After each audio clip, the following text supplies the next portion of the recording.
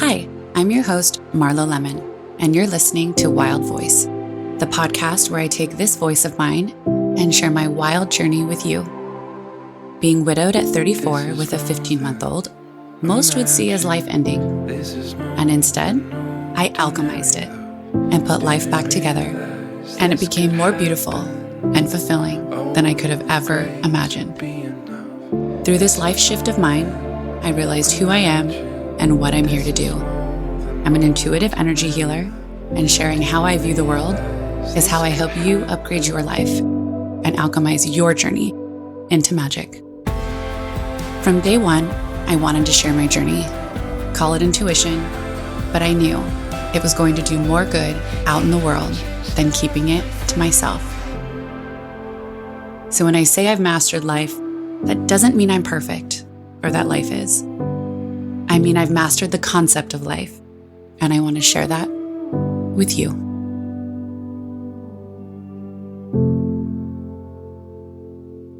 If you know me personally, then you know I'm always hot. Like in a temperature kind of way. Sounds like that's been my MO since I was a baby. My mom used to tell me she used to come check on me in the middle of the night, and I'd be so sweaty. And I'd be wearing those footy pajama onesies. So she'd get out a pair of scissors and cut the fabric around the feet to cool me down. Like she was worried I'd catch on fire or something. I was in high school at the time. Just kidding. I was a baby, but that story is true. And I've been running hot ever since. So imagine my surprise when I had been freezing ever since the night before and had chosen to wear pants, a long sleeve t-shirt, socks, and a Free People oversized sweater shawl to bed that night Bob died.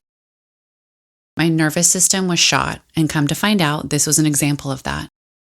That something I was mentally processing and traumatized from was affecting my body physically. The fight or flight response, well, that gas pedal was floored. The emotional trauma was affecting my body physically to the point blood flow was going to my brain to mentally survive, which was causing my circulation to freeze everywhere else. The mind is a powerful thing. If my story is any reminder, let it be a repetitive one. That what's going on internally affects our physical bodies, how we feel, our actions, and quality of life. Period. End of story. But not really. I'm just getting started.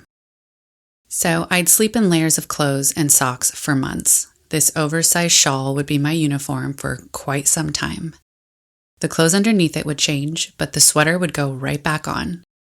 To the point, a couple years down the road, my sister and soon-to-be brother-in-law tried to buy me something similar to replace it.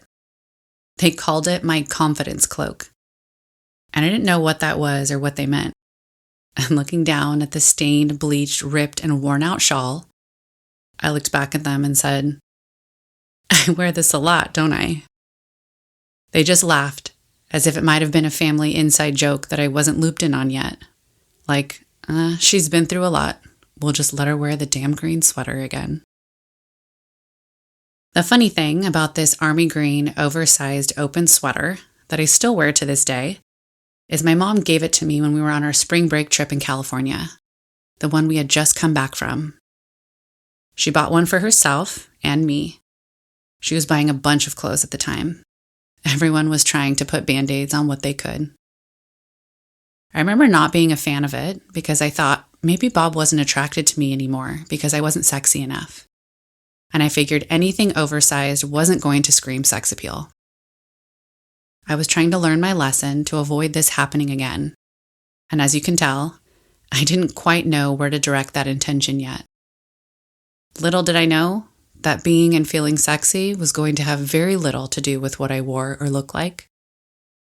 It might help and be a bonus, but it's not where it truly lives, and it sure as hell isn't where it starts. So I wasn't a huge fan of this frumpy sweater to say the least, but I tried it on to appease my mom. I didn't want to like it, but I kind of did. But I was mad at myself that I liked something that was, you guessed it, not sexy. Putting the blame on myself for why Bob cheated. What I was missing was I could be the sexiest thing on 2 feet in an oversized frumpy sweater, if I felt like it. The energy that exudes can be much more powerful and eye-catching than a sexy piece of lingerie. But I didn't get that yet. I was looking at myself in this sweater in the mirror when Bob walked by. I was pretty uncomfortable around him on that trip, especially when it came to how I looked. So when he popped up out of nowhere and caught me checking myself out in the mirror, he said, "Oh, I like that on you." I just looked over at him, embarrassed he had seen me in it, crawling in my skin, quickly ripped off the sweater like I had been caught stealing. Like I was refusing any sort of compliment I was going to receive, no matter how genuine it was. I didn't want to hear those things from him because it made it harder and more confusing. I was torn between wanting to feel loved by him and wanting it to stop. Well, fast forward to this morning, and the confidence cloak I had gone to sleep in was still on. When I put it on the night before, it was an article of clothing that had no emotion wrapped into it. It was also heavy because of all the fabric, so it gave the feeling of a weighted blanket, which was the only thing keeping me grounded at this point. Everything was a reminder of my old life, which had Bob in it. Oddly enough, that included clothes. I was scared of the clothes I wore when I found him. That's how bad it was. To the point when I took them off, I threw them into the laundry basket and put other clothes on top of them to get them out of view. They'd end up not even making it to the washing machine, and I threw them out days later. The life I lived up until last night was like a horror movie that ended abruptly, and confused, lost, and scared, it was like I was still sitting in the theater, paralyzed from the ending. What just happened? Yet I could remember every detail of finding Bob in the garage. I felt like my brain was abandoning me and working against me at the same time. Why would it want me to remember this so vividly, yet I couldn't remember what day it was or the concept of time? It was like everything that was happening in real life was happening behind the image of Bob hanging in our garage. Like a picture in picture.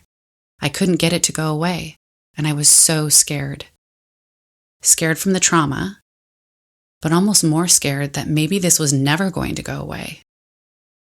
No matter if my eyes were open or closed, I could see him. Was this going to be my life? Was I going to have to learn how to function with this as my new normal? Was I always going to dread the nighttime and count down every hour until it got dark outside? Would I ever be able to sleep alone? And what do I do with all of this information? I hadn't been traumatized like this before, so this was all new to me. I was like a toddler learning how to walk again, but instead of walking, I was just learning how to be in this new life. Funny enough, I would use this analogy to explain a lot of things for the next few years, especially dating. But don't worry, I will share some of those stories and we get to cringe together. This morning I was awake, like my adrenaline had never gone to bed. It was barely light out and my parents were buzzing around the room getting ready for the day. This day, as you can imagine, had a different energy to it. It reminded me of a wedding day. And I know, a really weird thing to compare it to. But the energy of there being more things needing to get done than there is time in the day. I hadn't even put my feet on the floor yet, and I already felt overwhelmed. I could feel the pain of finding Bob, missing him, and trying to grasp reality settling in. This all happened so fast, I barely had time to catch up from the last wave of information that knocked me down. I felt so out of my body, I didn't know what time it was, what day it was, or where to start with my day. What does a single mom widow do? Let alone the day after her husband dies? Any routine or previous to-dos were wiped clean. Like I was a phone set back to factory settings. Nothing was familiar. I was starting over. My foundation had been demoed. That's how out of alignment my life had gotten. I had gotten so far from what resonated with my soul that we had to wipe the slate clean and start over. I'll tell you though, the beauty in that is that I will never let that happen again. And that goes for Nash too. And now, maybe some of you. And for that, I would do it all again. So I jumped up and went over to my parents' bed where Nash was still sleeping soundly. In the middle, like a starfish, taking up most of the real estate for such a small body. This was the stage of toddler where you're always worrying they're going to fall off the bed. So my plan was to sit in bed next to him until he woke up. I just stood over him at the side of the bed, rubbing his head and smiling. A closed-mouth smile. You know, one that says, I'm so fucking sorry. I'm sorry this is your story and will be forever. I'm sorry there was no way for me to protect you from this. That's my only job. And I felt like I failed. Little did I know that while I was looking at Nash like this, my parents were looking at me the same way. Parenting. That shit, it accesses a whole other part of your heart that you didn't even know existed. Sitting in my parents' bed, my back leaned up against their headboard, I had one hand on Nash and just stared out the window. My parents have a long private driveway, so seeing cars drive down it was rare, unless it was a neighbor. Just then, I saw a car drive by. I envied it. How lucky they are. They're just living their life.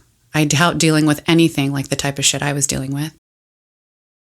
Maybe they were doing things like going to the grocery store, meeting a friend for breakfast, taking their kid to school, going on a trip.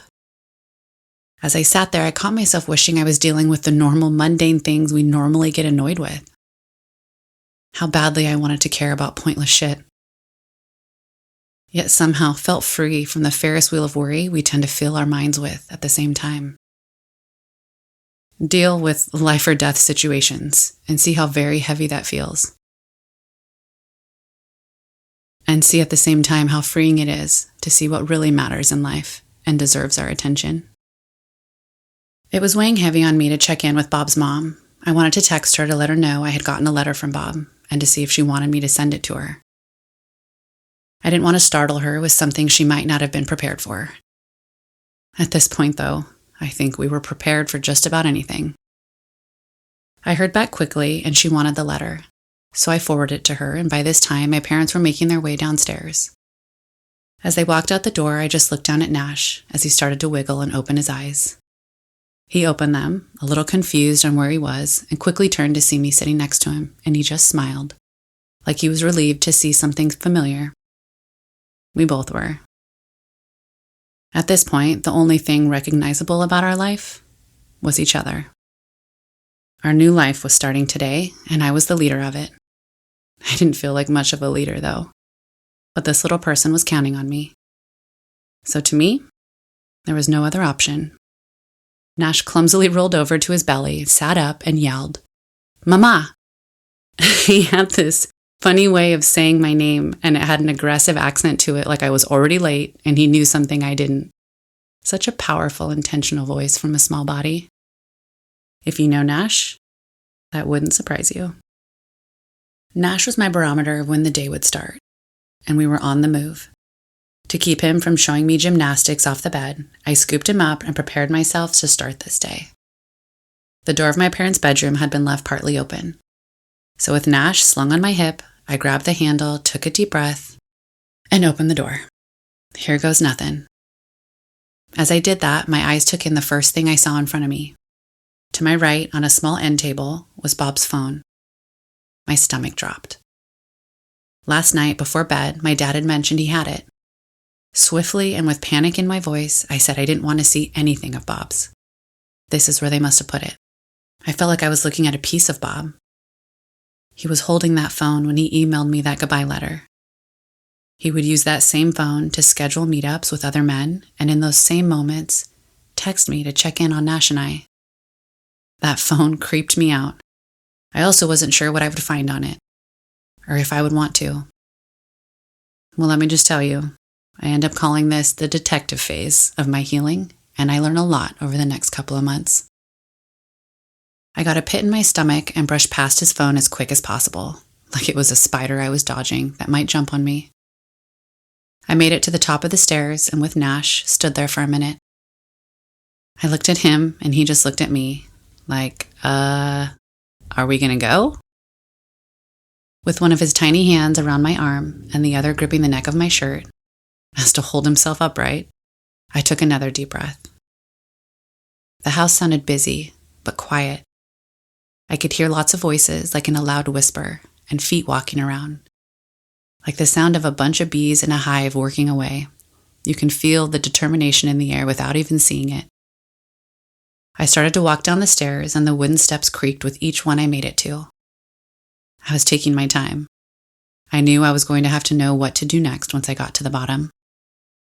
I got to the bottom of the stairs and turned to my right to see my parents in the kitchen, both on opposite sides of the kitchen island, laser focused on their phones, but looked up to give us smiles as we walked in. It was rare to have everyone home and in the same place at once. It was like a staycation that no one wanted to be on. So here we are. This was the morning of ruining people's day. It's an odd feeling going into a day knowing that's your role. The house soon would be filled with people that normally worked for my family. People that were like family themselves, that loved Bob and knew him well. They were going to know. They knew when they left the day prior that things were off, as they were the part of the crew to help Nash and I move into the apartment. But no one was going to expect this. The sadness was going to start spreading like a wildfire. The looks, the crying, the uncomfortableness. Bob, where are you? I could use your help. I knew this meant I was going to have to allow other people to step into that spot that was once his.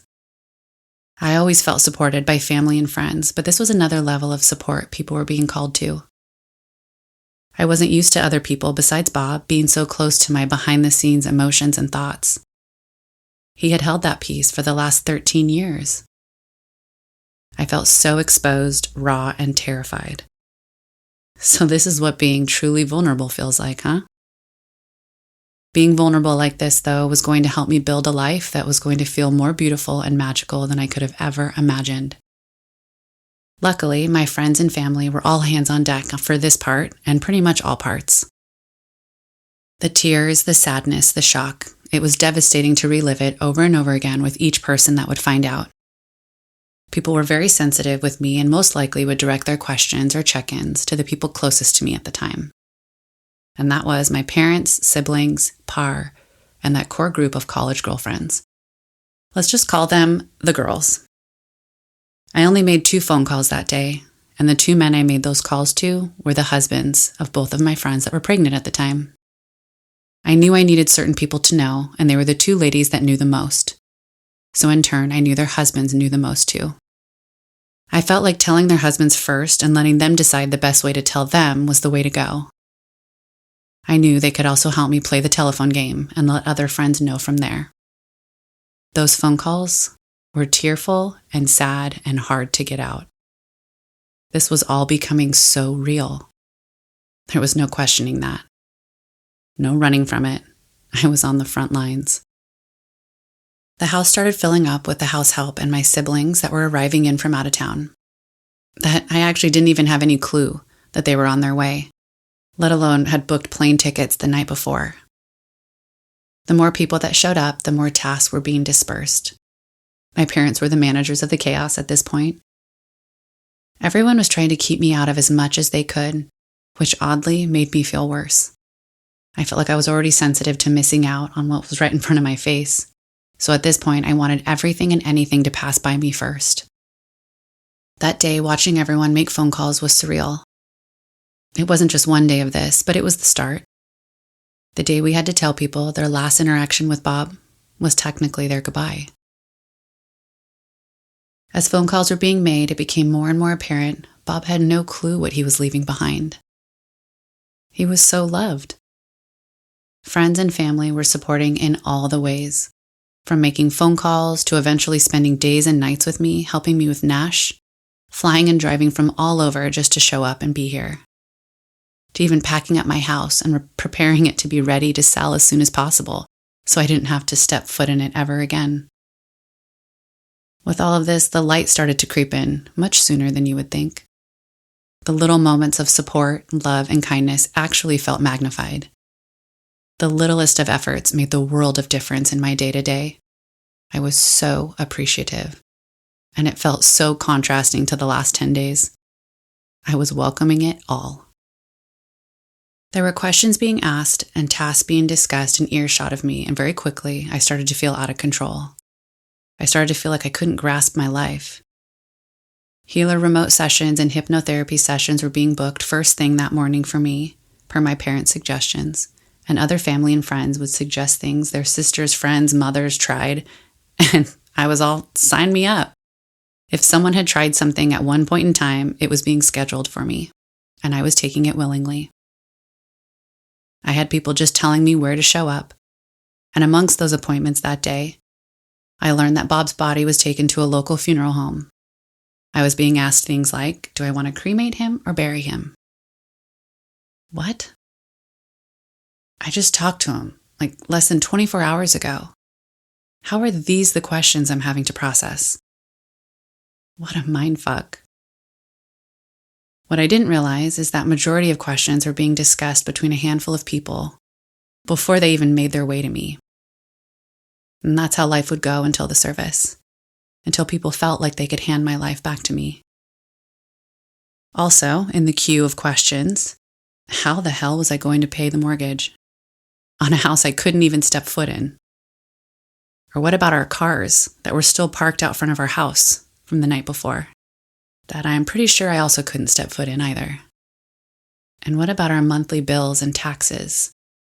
Do I call someone at the tax department and say, do you have something that give widows who are single moms and their husbands just committed suicide a pass or an extension? No? And I was a stay-at-home mom at the time. So as rewarding and fulfilling as that job is, it wasn't producing a monthly paycheck. Bob was doing that. So how was I going to pay our bills? And let's add the most important thing. How do I even tell Nash? It would be a couple days before he started grabbing a picture of the three of us and waddling it over to me and handing it to me and asking, Dada? He was looking for him. Damn you, Bob. What do I even say? The more people leaned in to help and show up, the more I realized Bob didn't give any of us time to show him that we were still going to be here for him no matter his choices. Time is such a funny thing. Here we wanted more time to show Bob how he felt, and he felt like time was up. When someone takes their own life, it's a different sort of grief. No better, no worse, just different. The confusion, the what-ifs, the guilt, the sadness, the fear, the shock, the questions. To be honest, if you've experienced any sort of grief, you can probably relate to all of those feelings. More time with us wasn't going to change Bob's view. Bob was going to have to come to that understanding on his own. And he didn't give himself the time to figure that out. So ultimately, he sold himself short. And those of us that knew him felt that on a deep, devastatingly painful level. For us, for him, and for Nash. A lot of us were sad for Nash for obvious reasons, but for the fact he was never going to get to know the version of Bob we all knew. I guess life was showing us he wasn't meant to. I knew we could remind him often by confirming the last sentence of that goodbye letter Bob wrote. He said he was leaving us with the best parts of him in Nash, and that we would see he was a good person through him. He mentioned in the letter that the fierceness Nash has in his eyes is from me, and that his strength and bravery would take him far in life.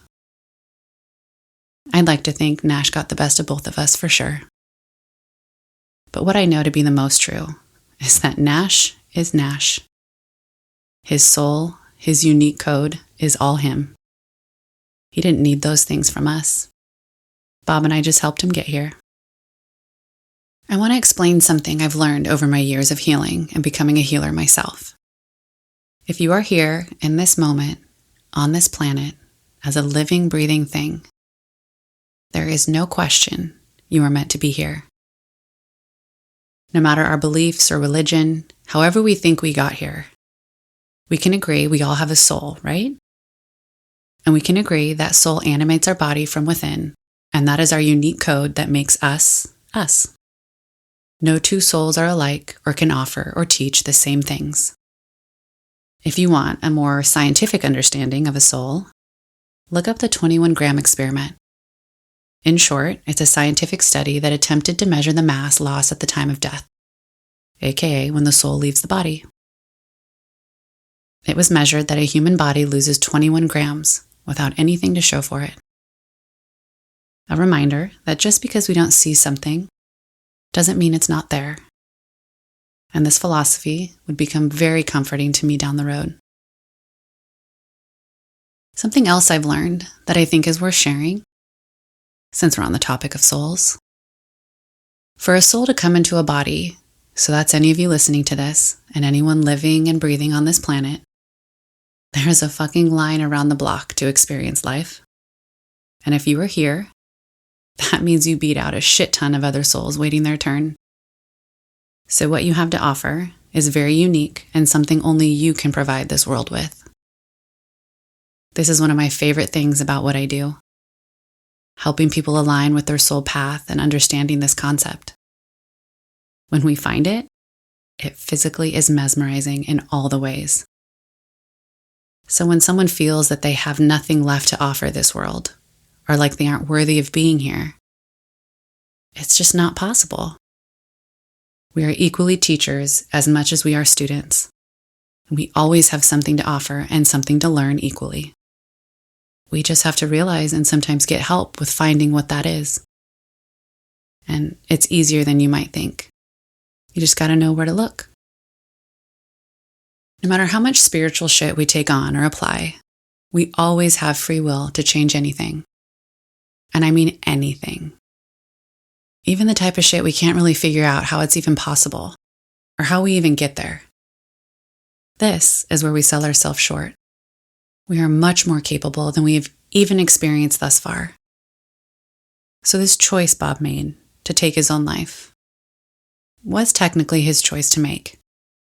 He couldn't see life through the lens of all he had to offer and what he could create and do with his experience.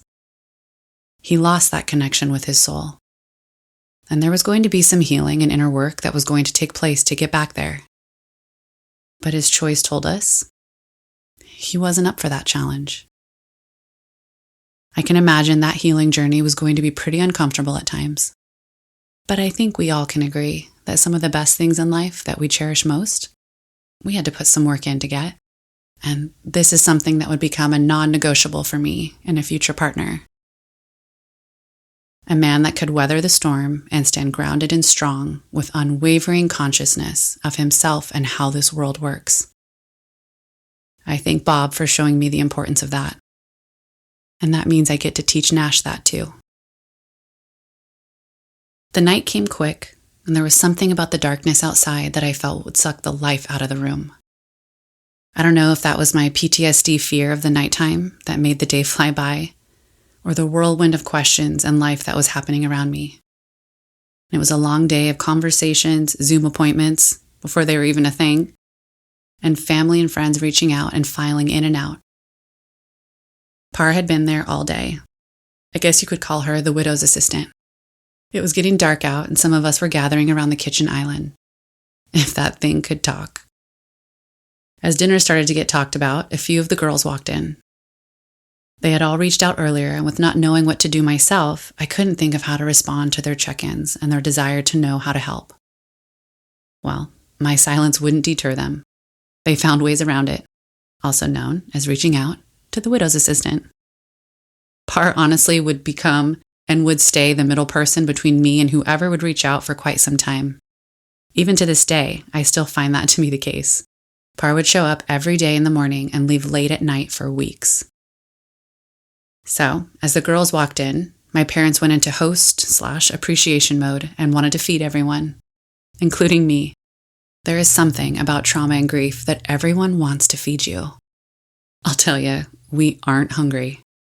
I couldn't remember the last time food sounded good over the last 10 days, today being the peak of that. As we all stood around the kitchen island, conversations and questions had been swirling since last night. I wanted to know, did Bob go to his therapist appointment? What did he do after we got off the phone? How did he get the supplies to do what he did? How long was he thinking about this? Who did he talk to between the time we got off the phone until the time he chose to die? Did he tell any of these men what was going on? Did he mean for this to happen? Was it an accident? Did he want to change his mind once he had already started? Were there other things that he was hiding to bring him to this point? Par was just as inquisitive and even thought of questions I hadn't even thought of myself. Her skills here would really come in handy when I would start dating. Let's just say her title turned from widow's assistant to FBI agent months later. Anyone I would consider talking to or going on a date with, she would run their name through her slew of Google searches. I felt like I was in an episode of Catfish with her determination and skill. If anyone walked through this healing journey with me on a daily basis, it was her, for years. I'm going to tell you, if we dated post Bob's passing, she most likely sent me a full report on you. Your shoe size, your first grade picture, where you lived before, your exes, and whether you paid your taxes or not, before she'd willingly give me her blessing to go on a first date. Just kidding. Or am I? To say she was a great wingwoman for this detective phase of life, well, that would be an understatement. Well, we had passed the 24-hour mark of Bob being gone, and although it was late, we were all in our usual spots, huddled around the kitchen island. This would be our evening routine for the next few weeks. With Nash asleep and Par and I on the opposite sides of the kitchen island, and my parents at the dining room table, we were all just staring at each other. And Par had Bob's phone. I still couldn't go near it. Like with most things at the time, I had buffers for everything. Buffers for people to analyze questions, comments, concerns, information, etc. before they would get to me. This was no different. Now, mind you, this phone detective work was happening in between side conversations of figuring out who was going to sleep up in the apartment with Nash and I, and trying to decide what to do with Bob's body. A body can only be preserved for a short period of time, and that countdown was on. Those questions were looming. There was also talk about if I wanted to view the body or not, because once he was cremated, there was obviously no turning back. So with that decision hanging over my head, and who was going to sleep up in the apartment with me, we were trying to piece this fucking life puzzle together. And Bob's phone was our first piece. So as Par pulled Bob's phone out and leaned over the counter with both hands on it, she looked at me and asked the password. I knew it. I knew all Bob's passwords. Which was also so alarming how all of this still got past me. With a pit in my stomach, she unlocked the phone and started looking at his maps and last locations. Par found that one of the last addresses put into his phone was a person that she had a mutual friend with on Facebook. We'd find out later this person was someone Bob randomly slept with and went to his house. This would also be someone that months later would be a server at the table next to us at a restaurant we were at on Christmas Eve. I had seen a picture of this man, so I recognized him as I walked into the restaurant, trailing behind the rest of my family with Nash on my hip. My heart sank. I also wasn't for sure, but as I started putting all the pieces together and confirming all of that with a slew of questions via text to Par as I was skimming the menu to order, I realized it was him. When our server came to deliver our food, I used the man's name and asked if that was him. I didn't want to start something out of nothing, but he confirmed it was him and asked if I wanted him to come over. Fuck no. Feeling my heart jump into my throat, I quickly said no and went on with dinner. I kept it from my parents as we were all eating while entertaining Nash in his high chair with snacks and coloring books, in between me texting Par, and the look on my face must have caught the attention of my sister and soon-to-be brother-in-law. They started asking me what was going on, and since I'm terrible at lying, I told them. Their mouths dropped, and my sister went into protective mode. And since we were sitting across from each other at this long table, we figured we could keep my parents out of it, since they were at the opposite end. Shortly after, that man came up to me and mentioned our server had told me I was asking for him. I was stunned. He looked at me and asked how we knew each other and thought I looked familiar. Then he looked at Nash and gave him a little hello, and I wanted to tell that man to back away from the table as fast as possible. But instead, with all eyes on me, I said, "Well, you might have known my husband." I told him about Bob's diagnosis in case he needed to get tested himself. The conversation went on for a few more seconds before he looked confused and told me he had no clue who he was. I believed him. This had gotten so casual for Bob, I know there was a point no names were even exchanged. He apologized for my loss and, being flustered and taken back, walked away quickly. I bet he totally regretted that day. Or maybe he didn't. Maybe that day changed something for him too. Our table was long enough that my parents had no clue what the man and I were talking about, but had enough curiosity to ask me what it was about once he left. I guess the look on my face said it all. The last thing I wanted to do was ruin our Christmas Eve dinner. My life had already been such a clusterfuck. Could we not just get through the holidays without all this other shit? I started to explain, and as I did, I started to cry. My mom looked at my dad, like for him to fix it somehow, for him to make it stop. The pain. I tried to keep it together as Nash started to look up at me, and I felt all the eyes from the table on me. I was so tired of being on display. It was just a lot. The information was overwhelming, and that life was supposed to be done when Bob left. And it was still here for me to deal with. Luckily, we had already eaten, but as you can imagine, we passed on dessert that night. By the time we got back home and ate the gluten-free, organic, vegan desserts we had prepped for the next day, we had moved to another speed bump, and I was able to see that life is just incredibly fascinating. And I went to bed that night embracing I was getting a lot of practice at letting things roll off my back. That was just the beginning of things found. But back to that night in the kitchen. That was the start of our detective phase of life. So as Par was looking through all parts of his phone, with my consent, she started looking at text messages and then recent calls. She looked up at me and smiled, that closed-mouth smile, as she saw the ones from me, then ones from his family, and then texts from people that had started to hear through the grapevine that he had died and were texting hoping the rumors weren't true. As she dug into the recent calls the day he died, after our phone call that night, before his therapy appointment, there was only one other call. And it was to 911. I didn't think I could get any more confused. No one was there when I got there. Did they come by and leave? He called 911 at 7:12, a minute after he sent me that goodbye letter. And the call lasted for over a minute. We all just looked at each other with confusion and shock. I found him at 7:45. No one was there. So what happened? What did he say on the phone? Did he try and call for help? My dad called the police department the next day to request the recording. The call was silent. I knew from the night before I had to say help or push a button to get a live person on the line, or else the call would be logged as a hang-up. He called and set his phone down as he went to end his life, in hopes they would find him. He didn't want me to find him. He didn't want any of us to. That phone held a lot of information, and this was only the beginning. Thanks so much for being here.